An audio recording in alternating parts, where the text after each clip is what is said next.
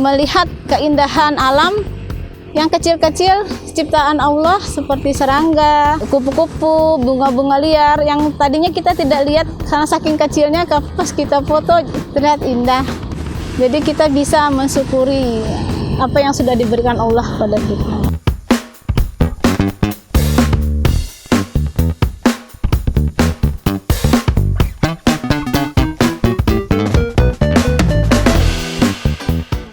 Kalau budget sih relatif ya, karena kalau kita sudah hobi, kayaknya budget itu di miniaturnya yang agak besar.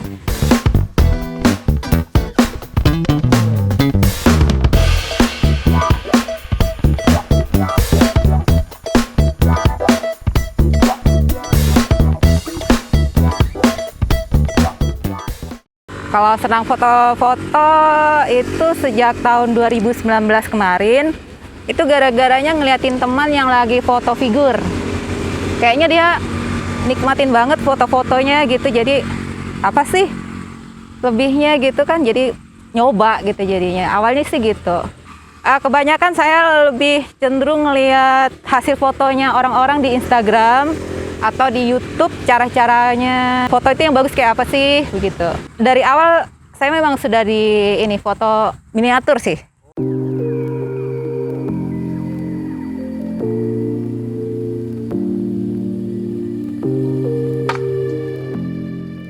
Awal mula tertarik makrofotografi ketika sering melihat foto-foto makro yang diupload di IG dari berbagai grup fotografi. Ada foto droplet, air, kupu-kupu, kepik, belalang, capung, bunga liar yang kecil, yang kalau diperhatikan mereka sangat cantik dan indah. Di awal belajar foto makro, saya mendm di IG Mbak Hermin Yuli yang senior dalam foto droplet dan bunga-bunga cantik, dan Mbak Indah Ilmi senior dalam foto makro serangganya. Saya banyak bertanya kepada mereka tentang teknik makrofotografi. Terima kasih ya Mbak Yuli dan Mbak Indah atas ilmu yang sudah disampaikan. Lalu saya memfollow grup fotografi khusus makro, nama IG-nya GM3 Makro. Di situ saya banyak belajar memperhatikan teknik foto makro yang mereka upload. Kemudian saya bergabung menjadi member di GM3 Makro yang ownernya Mas Pastio Wicaksono, yang tempat pertama kali saya membeli lensa makro.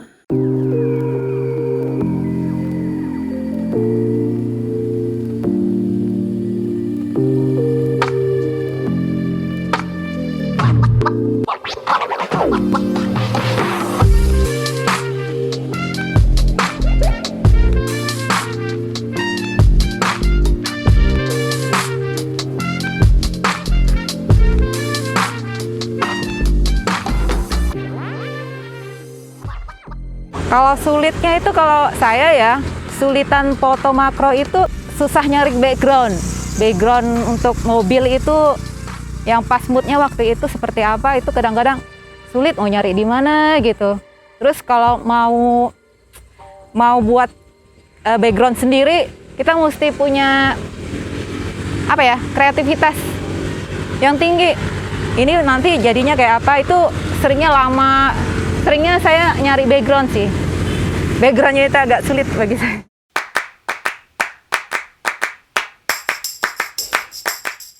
Untuk memotret serangga itu kita menggunakan golden hour, yaitu jam-jam yang tertentu untuk binatang yang dia lagi anteng. Misalnya kalau pagi itu di bawah jam 8, kalau sore itu di atas jam 4. Itu serangga waktunya tidur, jadi dia kebanyakan sudah diam.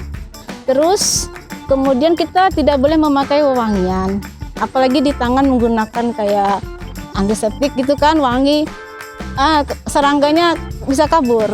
Jadi kita pun harus pelan-pelan mendekatinya.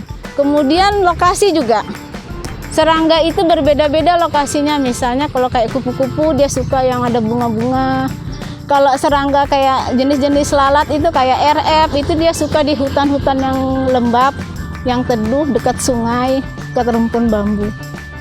Jadi kalau di makrofotografi ini lebih istilahnya kayak nyemak gitu. Kayak rela lah kita berbecek-becek, masuk-masuk ke hutan, masuk-masuk ke semak-semak, rumput-rumput. Dan lebih banyak tantangannya lah. karena binatang yang dikejar juga serangganya kan bergerak-gerak terus itu. Kesulitan lagi di moto serangga itu kita biasanya serangga itu kita fokusnya di mata. Di matanya kupu-kupu kah, di matanya kepik atau belalang. Jadi harus dicari titik fokus. Checking itu dipertahankan dengan sampai kameranya ngeblur. Serangganya tuh harus fokus jelas teksturnya, strukturnya.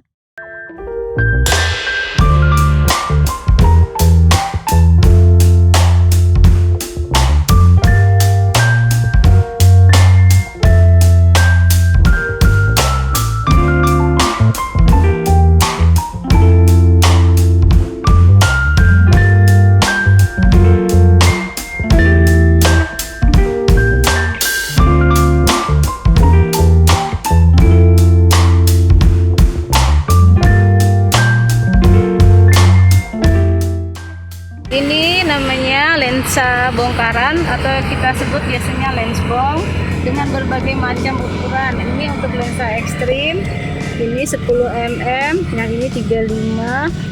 Nah, ini cara penggunaannya. Ya. Ini kan ya, kita pasang di belakang di mana layar yang berfungsi ya. Dulu kita zoom sampai hilang vignetnya ya.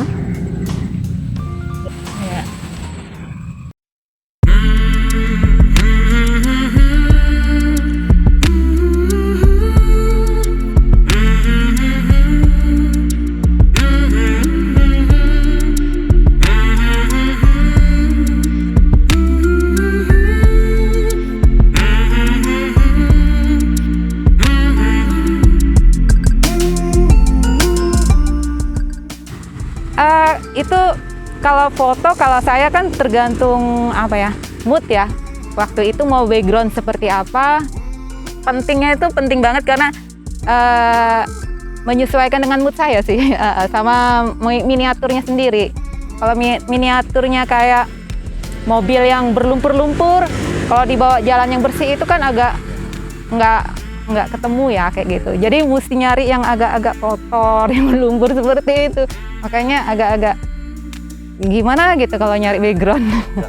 Kalau budget sih relatif ya, karena kalau kita sudah hobi, kayaknya budget itu walaupun besar, sebenarnya besar juga sih. Cuman ya karena rasa senang jadinya lumayan juga sih. Kalau saya sih budget di miniaturnya yang agak besar. Karena sementara saya pakai HP kan, jadi nggak beli kamera segala. Karena masih berpikir buat senang-senang aja.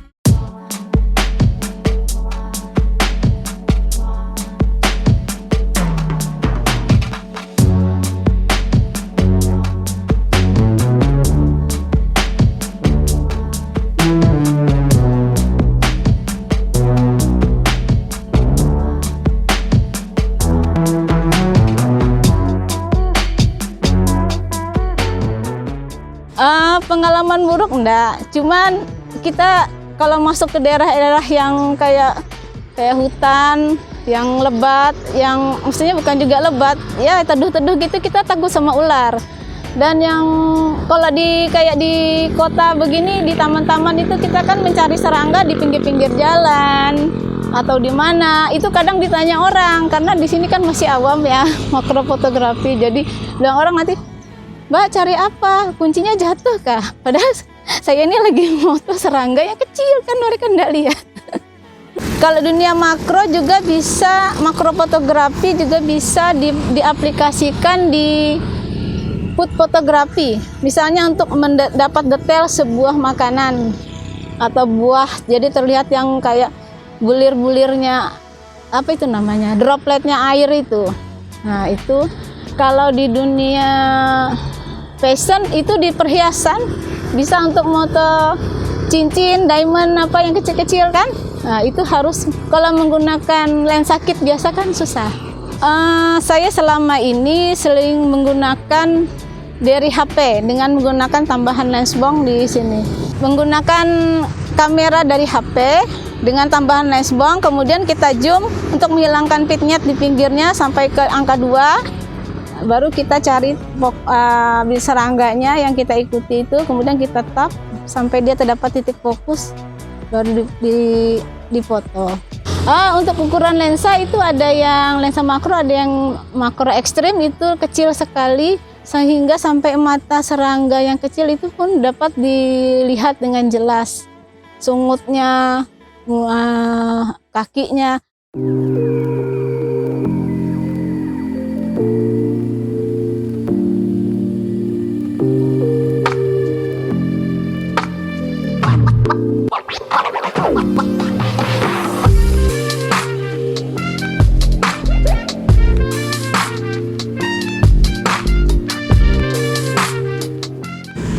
Harapan saya sih yang pertama, itu harapan ke depan semoga ada komunitas makro fotografi ya.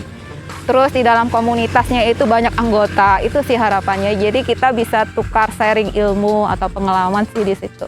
Harapannya itu, jadi kita bisa saling belajar, nanya-nanya gitu. Harapannya sih begitu. Semoga di ke depan ada komunitasnya. Tapi yang khusus makro. Harapannya untuk dunia fotografi makro, karena di daerah kita ya, Tanjung Selor itu masih sedikit yang berminat menggeluti ini, karena masih awam juga kali. Kalau untuk di daerah Kalimantan Timur, Kalimantan Selatan itu sudah banyak komunitasnya dan anggotanya sudah besar. Dan harapan saya semoga para teman-teman ada yang berminat menggeluti dunia makro fotografi, jadi kita bisa melihat keindahan alam yang kecil-kecil ciptaan Allah seperti serangga, kupu-kupu, bunga-bunga liar yang tadinya kita tidak lihat karena saking kecilnya, pas kita foto terlihat indah. Jadi kita bisa mensyukuri apa yang sudah diberikan Allah pada kita.